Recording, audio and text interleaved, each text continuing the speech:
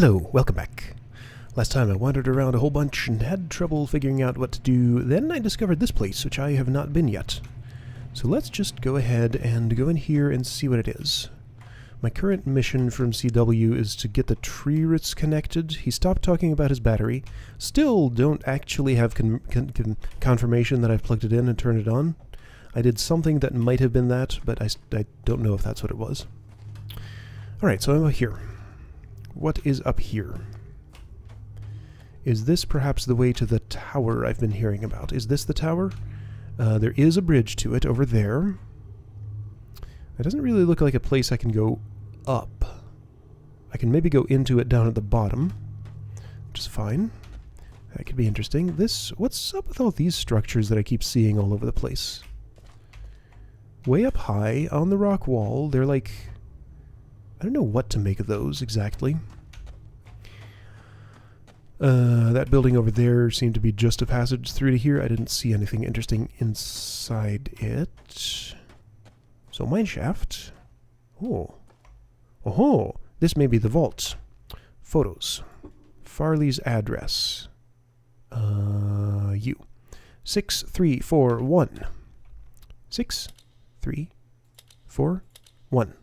Yeah! Awesome. That looked like it accepted that. Open? Open! Cool! Alright. Whoa, what the... Huh. Oh, I know where I am. I recognize this lamp. Wait. Yeah, this is Farley's house. Oh. Unlock. Cool. Yeah, right. I'm just going to leave that door open for convenience. Pack a reward item. A switch. Huh? What sort of machine is this?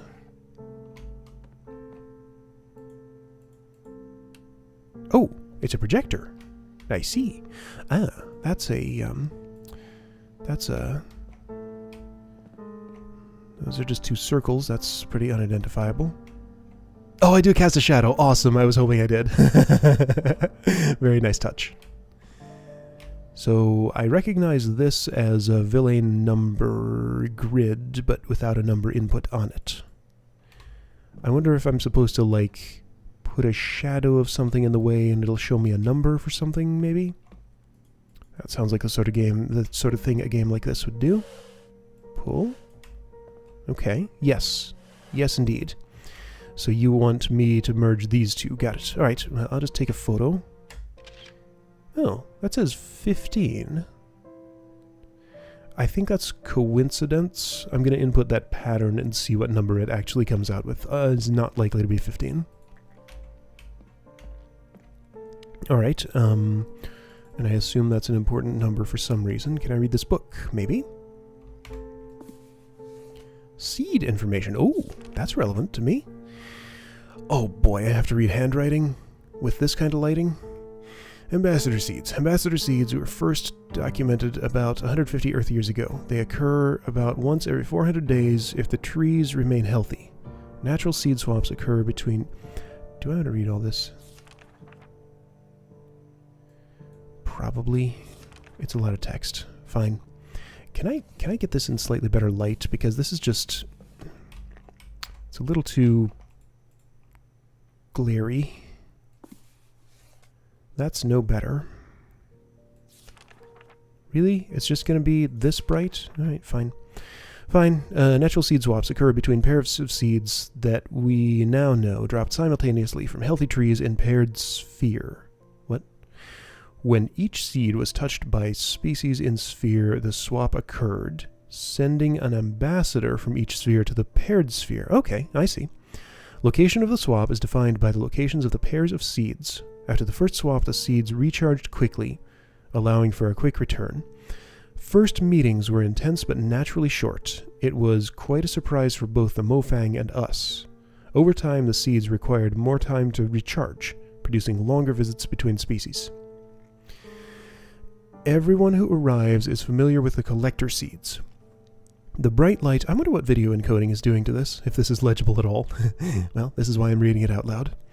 Everyone who arrives is familiar with the collector seeds. The bright light that we were all drawn to right before the event that brought us here is a collector seed. What new arrivers may not be aware of is that these seeds, like all seeds, come in pairs. Huh? When the tree drops a collector seed on the ground, it signals that its twin has begun its quest for a new being. That search may take hours or it may take years. When an appropriate situation, unnatural threat of death, is found, the seed activates and swaps a smaller but varying sized sphere from Earth, or whatever appropriate homeworld, here to Hunrath. That's right, Hunrath. That's the name of this place. I heard that at the very beginning and then forgot about it. As Hunrath became more populated, we would watch for a newly dropped collector seed, collect it, and place it in the entry canyon area. This allowed us to provide a more predictable entry experience for new arrivers and provide a single area to collect any resources that may have come along with the new arriver. I guess that's a good idea. How long has this been? How many people have been through here? How many people are here now? As far as I know right now, it's just me and CW. But Yosef might be around. Farley might be around somewhere. Samantha was a little girl. CW said died, I think. Unlike Ambassador Seeds and Mother Seeds, Collector Seeds do not seem to survive. The inner core is spent, leaving only the lifeless outer husk. Now, wait a second. Ambassador Seeds. Pairs of seeds dropped simultaneously. Which is the ambassador? Sending an ambassador from each sphere to the paired sphere.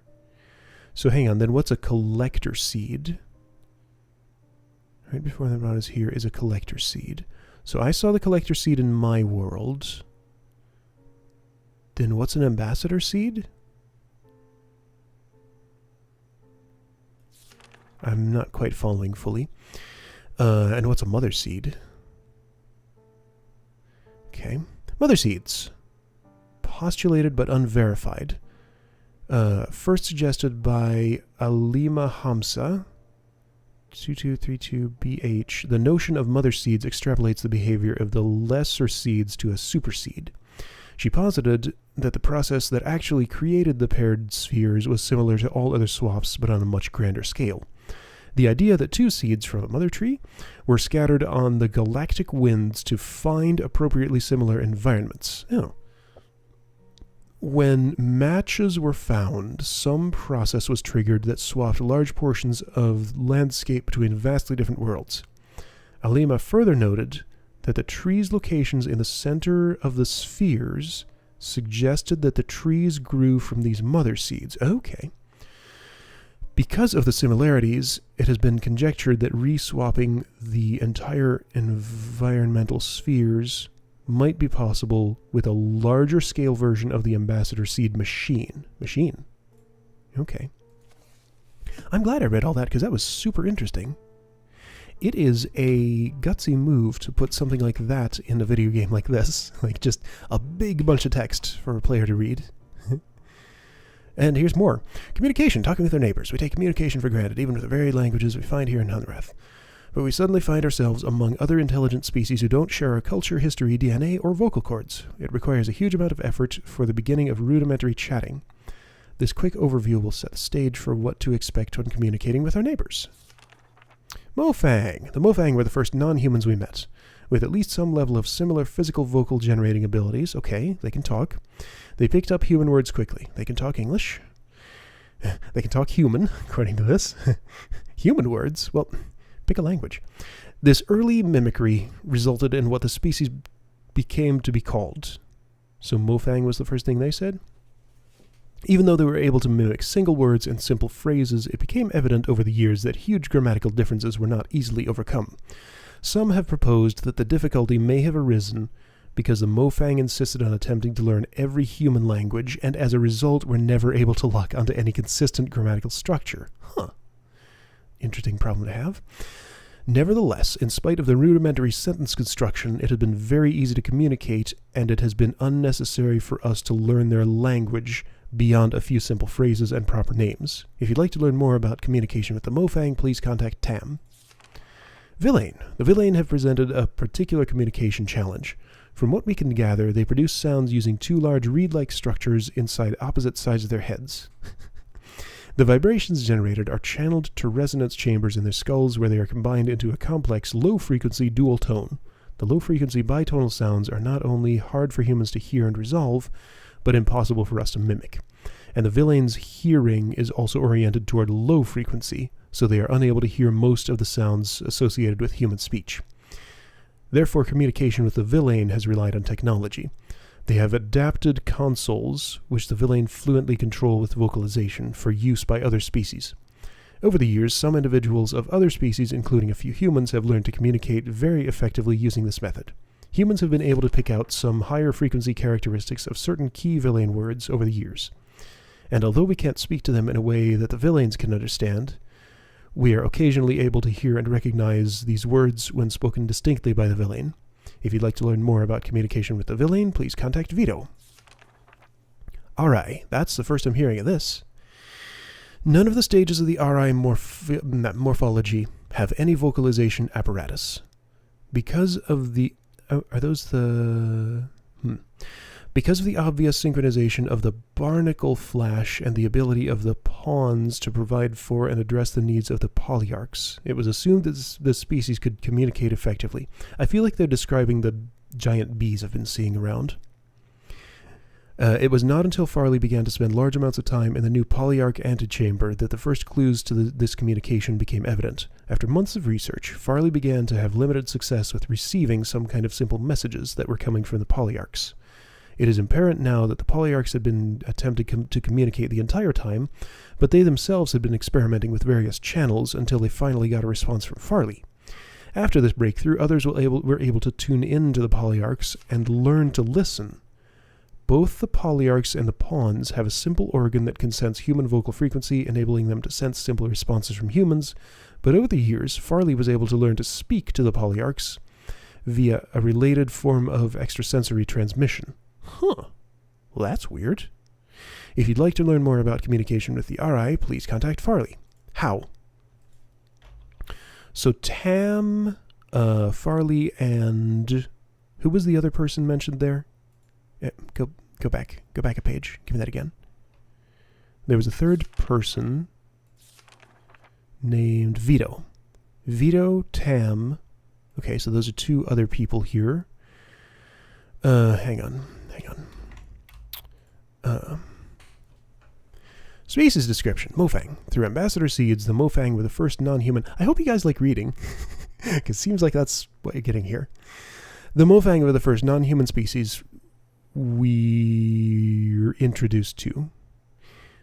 An Liang was the first to call the alien a Mofang, impressed with their advanced ability to imitate our sounds, movements, and mannerisms. Although they have a name... Isn't the Mofang the species we're supposed to be at war with?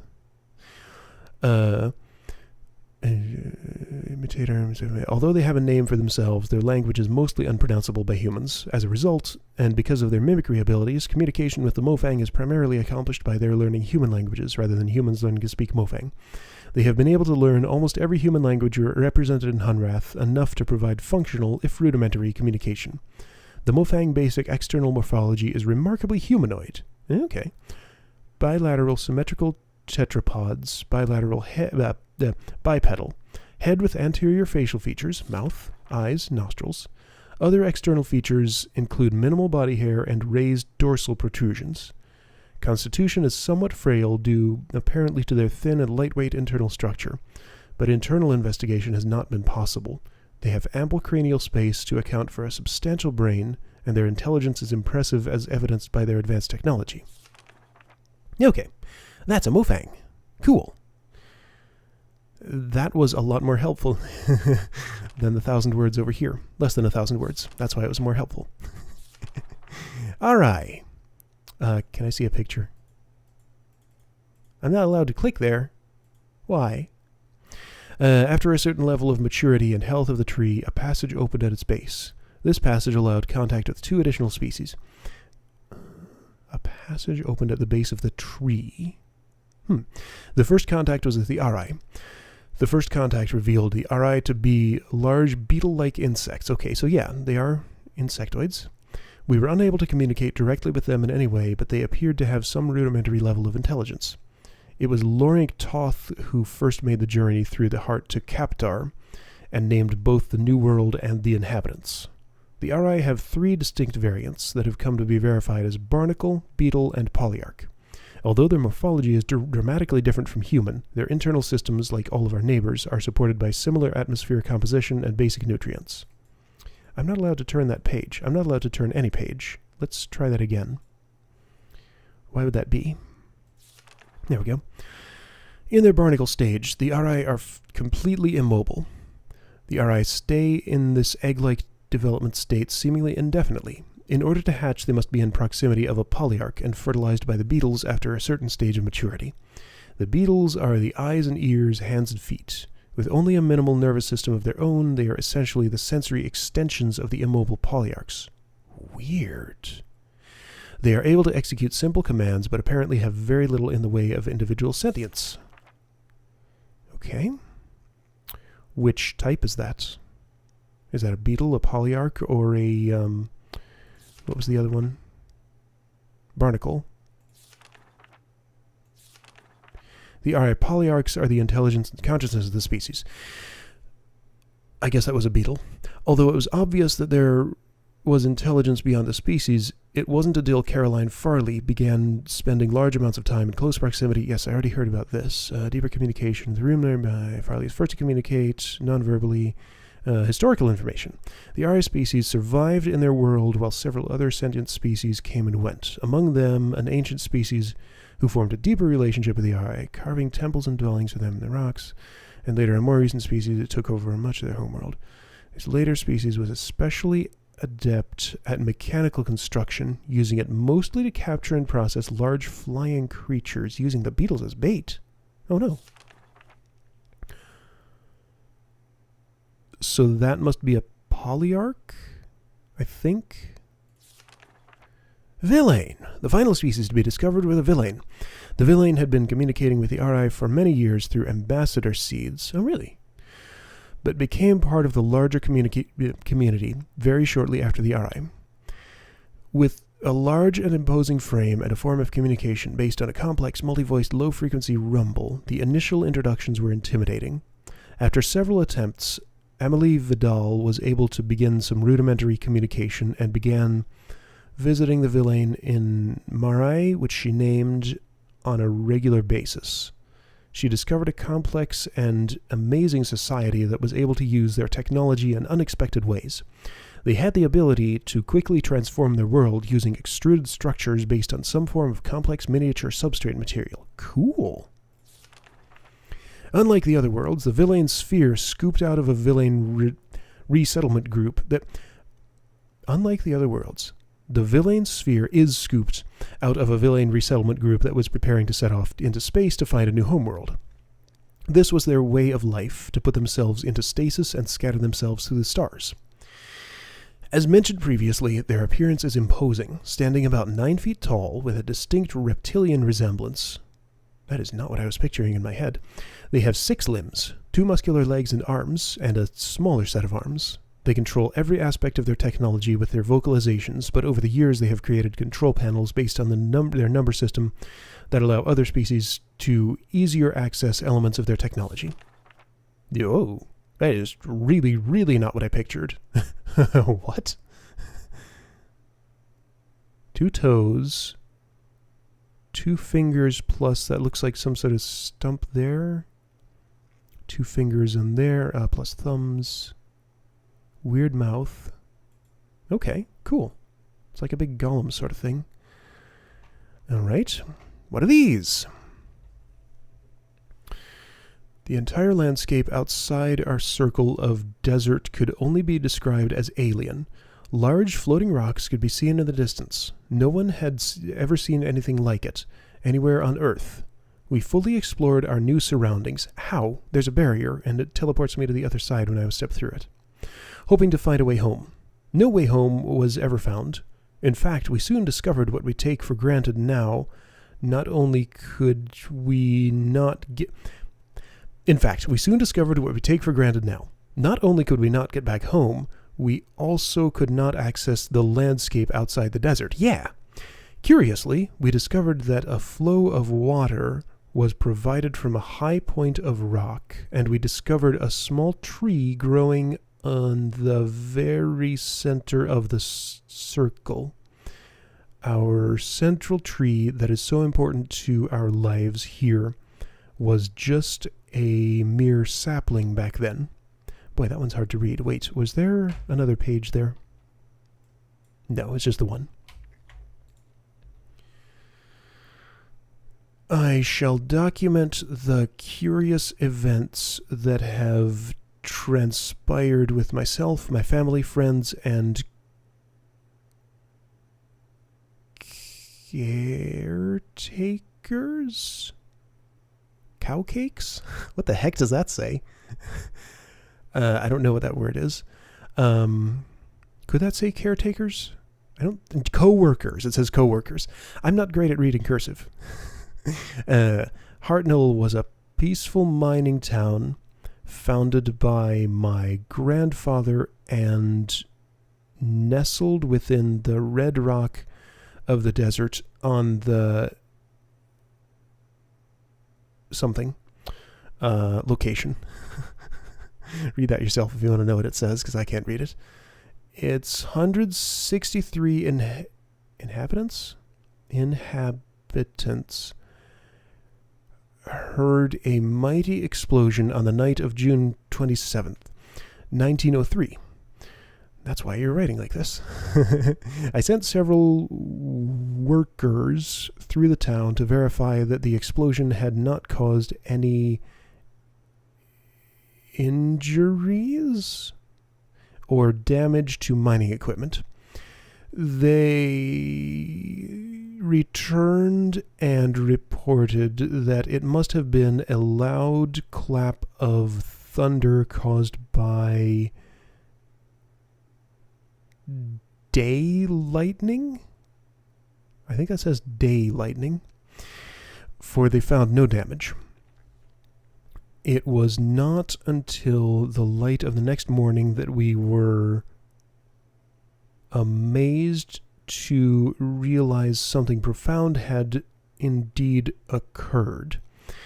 At some point during that night, our entire mining facility and a large circle of the land around it seemed to have been scooped up and carried off to a completely different place, all without anyone knowing about it. Oh, thank goodness I'm done trying to read that. That didn't go as well as it could have. So what was that location? Let me make one more attempt at that. What's it say? Does that say Arizona? Arizona territory. The Arizona territory. The Arizona territory. Okay, that's what that says. What it is? I don't know. I can't look at them. Okay, can I read this? Are there more things for me to read? There's a whole bunch of books. Can I read all those? All right, so that was super interesting. That was good stuff. Anything in the cupboard? No. Ooh, a map. That looks useful. Click. Tell me where the tower is. I've heard references to it. Okay, cemetery. Farley's. You are here. Wall. Okay, I see. Right, Farley's circle is there. So I'm right here facing toward the wall. Okay. I wish I could... I sure wish I could duck. Bleeder. Lake. Fuel. Supplies. Okay, fuel, supplies, scrapyard. I know where that is. River. Bosque. Rail yard. Tower. Tree. All these little circles mapped out. Town. Battery.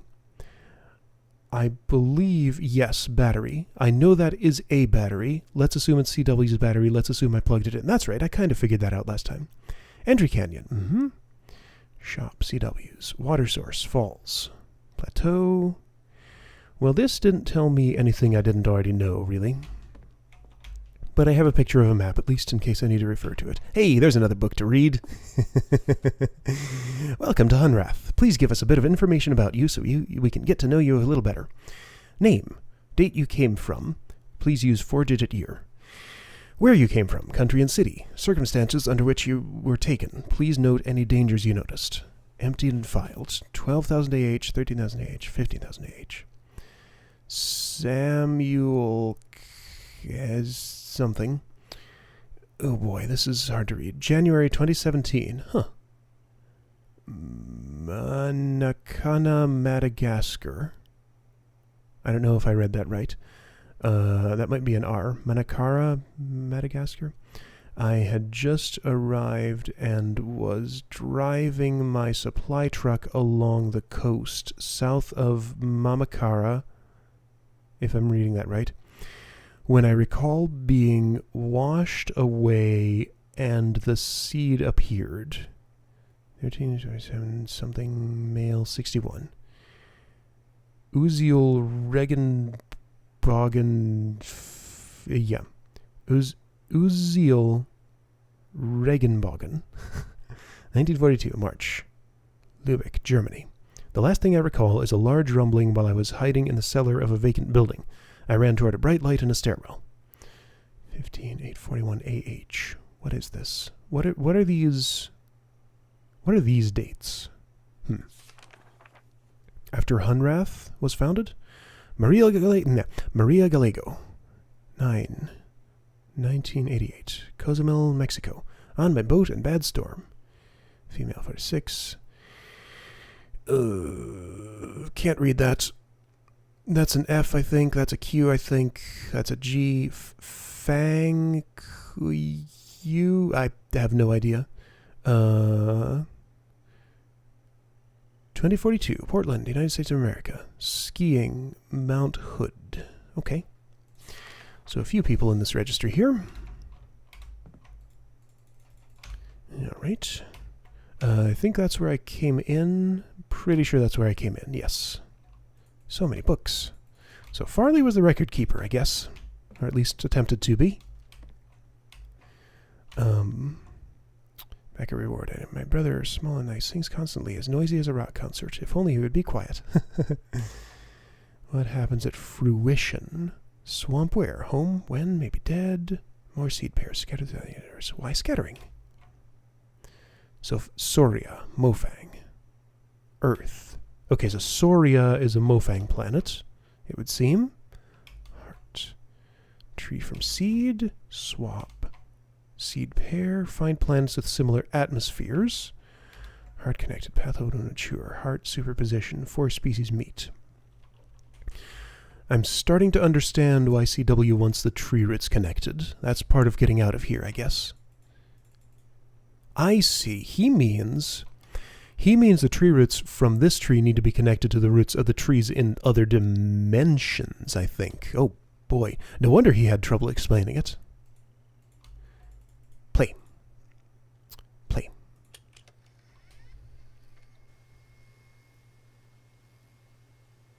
Nothing on it? Okay, stop. There's, I can't use the stop button. Okay. Rewind.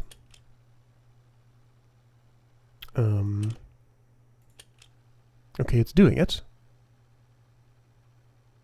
Oh wait, that's the record button. There is no stop button, just press play. I rewound. Here we go. Do I need to rewind like all the way? Let me do this for a little while longer. Okay, there we go. That's the beginning. It stopped itself. Well, I feel like I should say something. We haven't heard from Shavar. So, well. So many people. Shavar's another new one.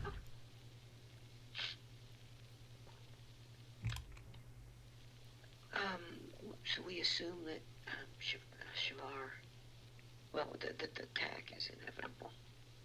We just don't know when. So Shavar and her family, and others she trusts, I guess, well, they'll survive when they can, without giving, like covertly.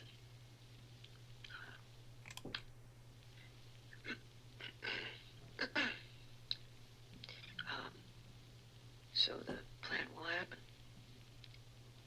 in spite of our,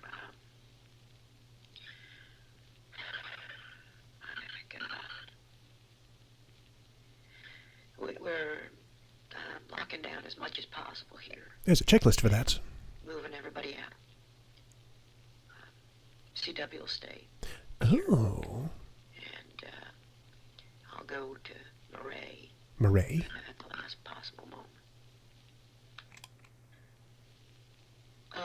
Most are gone. There's just a few left here now. The mayor got out early. So Yosef's gone. I don't even know why I'm recording this. It's like somehow we'll live on or something. I guess this has meaning if someone listens, but who? A new one? A new arriver. Oh, God, the kiosk out front. I need to update that message. Mm-hmm.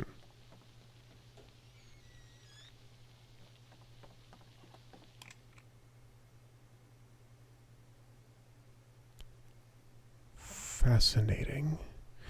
So, based on that, that does kind of imply that CW is the only one who's still here.